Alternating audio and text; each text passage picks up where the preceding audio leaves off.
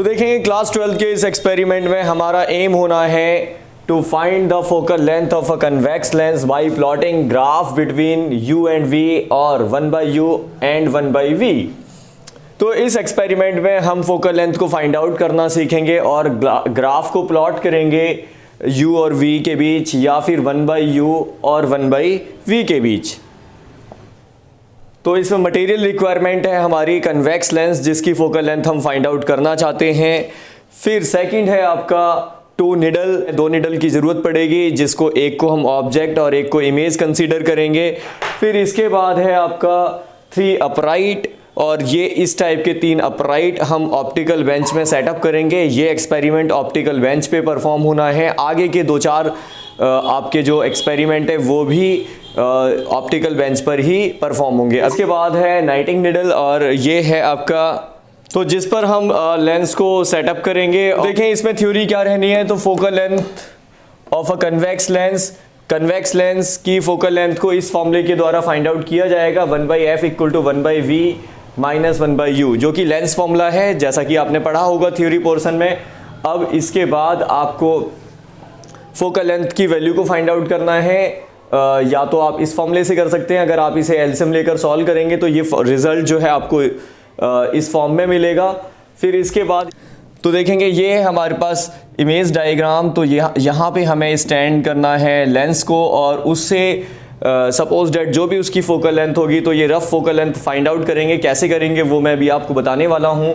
उसके बाद फिर आपको जो भी फोकल लेंथ होगी उससे 2 टाइम्स ज़्यादा डिस्टेंस पर हम ऑब्जेक्ट को स्टैंड करा देंगे और उसके बाद जो भी हमें उसकी इमेज जिस पोजीशन पे मिलेगी उनको हम इस ऑब्जर्वेशन टेबल में फिल करेंगे।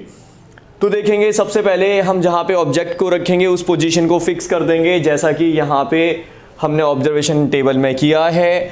और जो हम यहाँ पे अप्रॉक्सीमेटली फोकल लेंथ को फाइंड आउट करेंगे वो हमारी 20 सेंटीमीटर आएगी। तो कैसे आएगी वो मैं अभी आपको समझा देता हूँ। और ये है आपका ऑब्जर्वेशन टेबल जिसमें आप यहाँ पे कुछ सीरियल नंबर ले लीजिए। 4 या 5 ऑब्जर्वेशन करके दिखाएंगे। तो रफ फोकल लेंथ को कैसे फाइंड आउट करेंगे, एक स्केल लीजिए और यहाँ पे लेंस होल्डर में कन्वेक्स लेंस को अप्लाई कीजिए जिससे आप एक्सपेरिमेंट परफॉर्म कर रहे हैं और इसे किसी विंडो के आसपास ले जाइए और विंडो के बाहर कोई डिस्टेंस ऑब्जेक्ट है उसकी इमेज बनाने की कोशिश कीजिए इस पर। तो अगर हम ये देखेंगे कि देखिए मैं इसे आगे पीछे रखूँगा और जहाँ पे वो इमेज जो है थोड़ी क्लियर हो जाएगी वो आपकी जो फोकल लेंथ है वो हमें बता देगी। तो इसका मतलब 20 सेंटीमीटर के आसपास है। तो देखिए बच्चों चलिए अब एक्सपेरिमेंट को परफॉर्म करते हैं। तो इसमें अब हमने लेंस को सेटअप कर दिया है। इसको जो हमने सेट किया है तो देखिए ये 60 सेंटीमीटर पर है इस टाइम आपका जो हमारा लेंस है। और फिर उसके बाद यहाँ पे देखेंगे तो हमने 20 सेंटीमीटर पे हमने ये ऑब्जेक्ट नीडल कहलाएगी इसको सेट कर दिया है। यहाँ से हम इसकी इमेज को देखेंगे तो ये ऑब्जेक्ट है और जहाँ हमारी इमेज बनेगी वो ये है। तो इसको हमने देखें इसको भी सेटअप किया है। ये है आपकी 100 सेंटीमीटर पर। तो देखें जब हम इसको यहाँ से देखेंगे तो हमें यहाँ पे आप जैसा कि देखेंगे इसकी जो इमेज है वो लगभग आपको यहाँ पे मिल रही है, इन्वर्टेड इमेज मिल रही है। तो जो ऑब्जेक्ट जैसा कि ये ऑब्जेक्ट है इसकी जो इमेज आप इस लेंस पर देखेंगे ये ठीक इसके उल्टी है लेकिन अभी थोड़ा पैरेलैक्स है। तो आप ये ज़रा ध्यान देंगे, आप इसे मूव कराएंगे तो इसे थोड़ा हम आगे पीछे शिफ्ट करके इन दोनों को कॉन्साइंड करने की कोशिश करेंगे। तो देखें मैं यहाँ पे इसी को अब इसको मूव करा के इनको कॉन्साइंड करूँगा। तो अभी ये यहाँ पर है तो जैसे ये कॉन्साइंड हो जाएंगे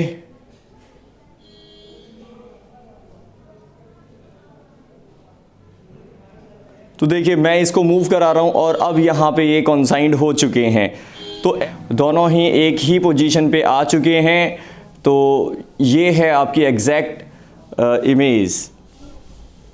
तो देखिए इसमें हमने ऑब्जेक्ट निडल को 20 सेंटीमीटर पे लिया था जैसा कि आपने देखा। इमेज निडल को 100 सेंटीमीटर पे लिया और फिर u फाइंड आउट कर लीजिए। तो a माइनस l इसका मतलब आप यहाँ पे जो a आपकी पोजीशन मिली है a में से लेंस को माइनस कर दीजिए -40 आ जाएगा। u है फिर v फाइंड आउट कर लीजिए। तो अब v फाइंड आउट करने के लिए इमेज डिस्टेंस में से लेंस को माइनस कर दीजिए। इसका मतलब इमेज बनी थी 100 पर और आपका लेंस की पोजीशन 60 सेंटीमीटर पर रखी गई थी, तो माइनस करेंगे इट विल बी 40। तो ऐसे ही बच्चों आपको ऑब्जर्वेशंस लेनी होंगी आगे भी। तो फिर 1/u निकालिए, जो भी आया है आप इसे डिवाइड कर दीजिए 1/40 से, माइनस 0.025 आएगा। फिर 1/v फाइंड आउट कीजिए, इसका मतलब 1/40 कर लीजिए, तो ये वैल्यू मिलेगी। अब इस फॉर्मूले में वैल्यू को पुटअप कर लीजिए। u और v आपके पास में आ चुके हैं, तो कैसे सॉल्व करेंगे? ये होगा u की वैल्यू है माइनस का 40, तो माइनस 40 ले लीजिए। v की वैल्यू है आपकी वो भी 40 है। फिर इसके बाद है u माइनस v, u की वैल्यू है माइनस का 40, v की वैल्यू भी है माइनस 40। तो अब इसका मतलब f is equal to minus 40 into 40 और माइनस माइनस प्लस। तो इसका मतलब यहाँ पे आप 0 से एक 0 कट कर दीजिए और उसके बाद 2 से ये कट हो जाएगा, माइनस माइनस प्लस। f की वैल्यू आपको मिल जाएगी 20 सेंटीमीटर। 20 पे ना रखकर हम इसको 18 सेंटीमीटर पे रख लेते हैं। तो ऑब्जेक्ट नीडल जो है आपकी कहाँ पर 18 सेंटीमीटर पर आ जाएगी। फिर इसे 16 सेंटीमीटर पर रख लेंगे और फिर उसके बाद यहाँ पे 22 सेंटीमीटर पर रख देंगे और ये जो है आपका ये 24 सेंटीमीटर पर रख दिया जाना है। इससे अब इमेज की पोजीशन को आप पता कीजिए कि इमेज जो है वो कहाँ पर बनेगी है। और इस बार हमने लेंस की तो वही पोजीशन रखनी है हमें, ठीक है। तो इस बार हमने 98 सेंटीमीटर पर इसको शिफ्ट कर लिया और ये जो है ऑब्जेक्ट हमारा 18 सेंटीमीटर है। तो ऐसे ही हम डिफरेंट रीडिंग लेंगे और फिर देखेंगे कि क्या यहाँ पे हमें इसकी जो इमेज है वो मिलती है। तो बिल्कुल इसकी इमेज जो है आपकी मिलती है। पैरेलैक्स को रिमूव कर लेंगे और देखिए यहाँ से पैरेलैक्स रिमूव हो चुका है, दोनों ही एक ही पोजीशन पे आ चुके हैं। ये अभी आपने देखा, इस बार ऑब्जेक्ट को हमने 18 सेंटीमीटर पर रखा और इमेज उसकी 98 सेंटीमीटर पर बनी। तो आप वही कीजिए जो पहले किया था कि 18 में से 60 को माइनस कर लीजिए, तो इससे u मिल जाएगा। और फिर आप इसे 98 में से आप 60 को माइनस कर लीजिए, तो इससे आपको v मिल जाएगा। तो अब देखें ज़रा, अगर आप इसको माइनस करेंगे तो it will be minus 30, it will be 38 और इट विल बी माइनस 42। तो बच्चों ऐसे ही रीडिंग लेते जाइए और फिर 1/u की जो वैल्यू है ये आपको मिल जाएगी 6 की फॉर्म में वैल्यू मिलेगी, 023 वैल्यू मिलेगी। तो ऐसे ही अब हमें और भी आगे वैल्यूज़ को लेना है। तो यहाँ पे मैं ऑब्जेक्ट को 2 सेंटीमीटर आगे शिफ्ट कराता जाऊँगा।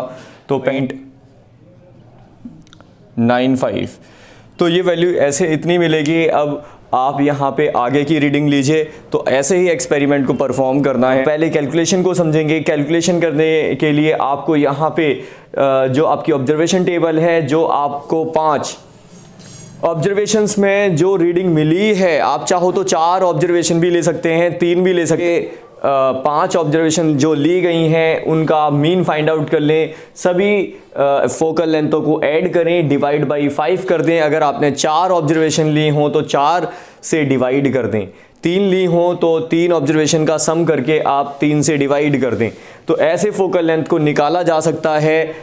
तो अब आप इसे ग्राफिकल रिप्रेजेंटेशन में अरेंज कर लीजिए। कैसे? क्योंकि देखिए ये जो ग्राफ है आपका, यहाँ पे आप u के लिए देखेंगे सबसे छोटी वैल्यू -36 और सबसे बड़ी वैल्यू 44 है माइनस का। तो -36 से दो इंटरवल के गैप पे आप यहाँ पे u में वैल्यू को अरेंज कर लीजिए और v के लिए आप यहाँ पे v की सबसे छोटी वैल्यू -37 और सबसे बड़ी वैल्यू 43 है। तो -30 मतलब ये 37 से लेके 43 तक की वैल्यू को यहाँ पे अरेंज कर लीजिए। फिर इसके बाद ये जो आपके पॉइंट्स जो आए हैं u और v के, जो कि ये 44 और ये, तो इनको आप यहाँ पे प्लॉट कर लीजिए।